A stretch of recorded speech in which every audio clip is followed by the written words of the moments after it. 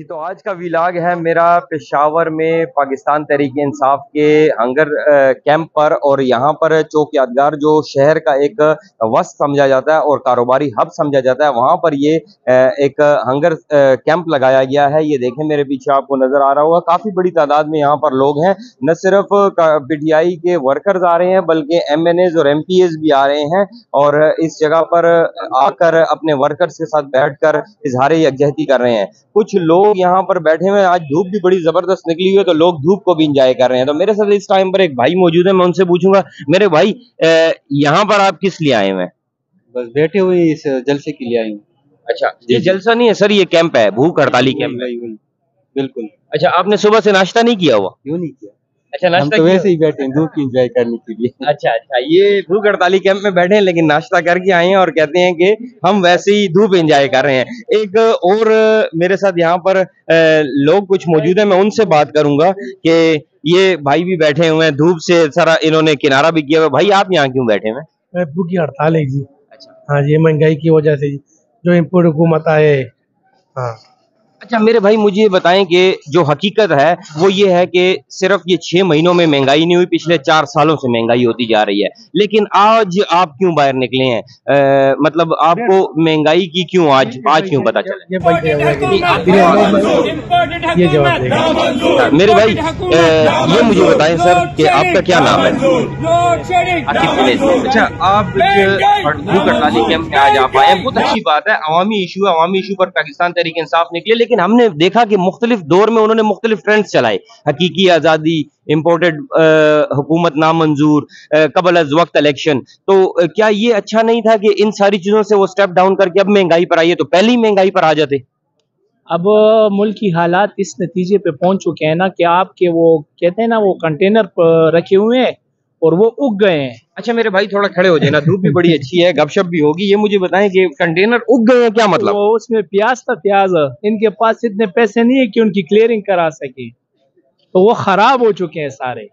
تو اس وجہ سے ابھی ہم نکلے ہیں کہ اب ملک باقی دیوالیہ کی طرف جا رہے ہیں، ان کی کسٹم کلیئرنگ نہیں ہو رہی۔ 23 ارب سے ابھی خزانہ بالکل 7 ارب، جس میں آدھے یو اے ای کے آدھے چائنا کے۔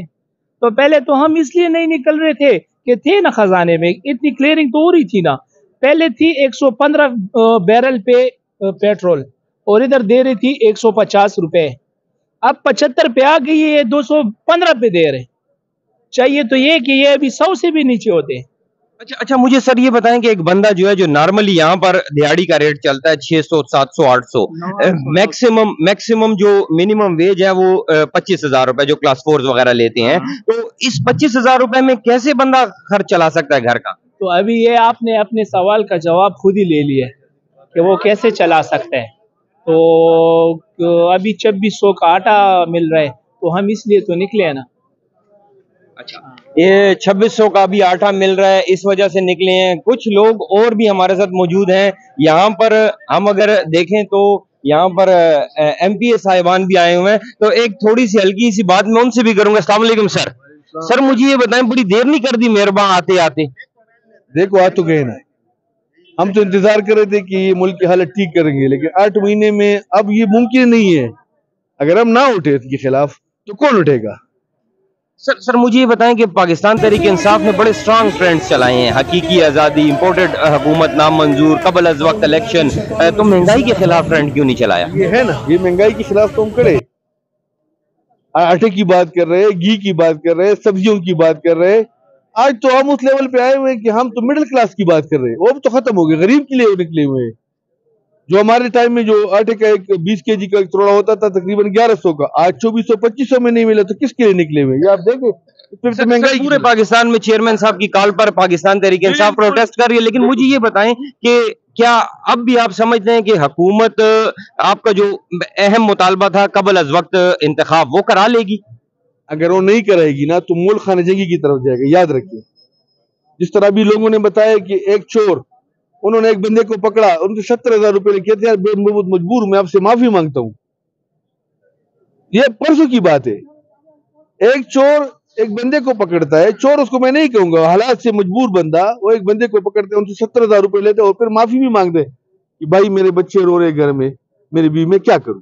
जी, तो आपने देखा कि हालात इस तरफ जा रहे हैं कि लोग अब चोरियां और राजनियां और डकैतियां वैसे भी पेशावर शहर में बहुत ज्यादा हो गई हैं, और उसकी एक बुनियादी वजह ये है कि लोगों का जो घर का चूल्हा है वो नहीं जल रहा। तो यहाँ पर इस वक्त पाकिस्तान तहरीक इंसाफ शहर के बिल्कुल वस्त में मौजूद है, और इनका ये कहना है, मुंतजमीन जो है इस कैंप के, कि ये कैंप जो है 2 हफ्तों तक जारी रहेगा। तो ये था मेरा आज का व्लॉग, मेरे साथ रहिए।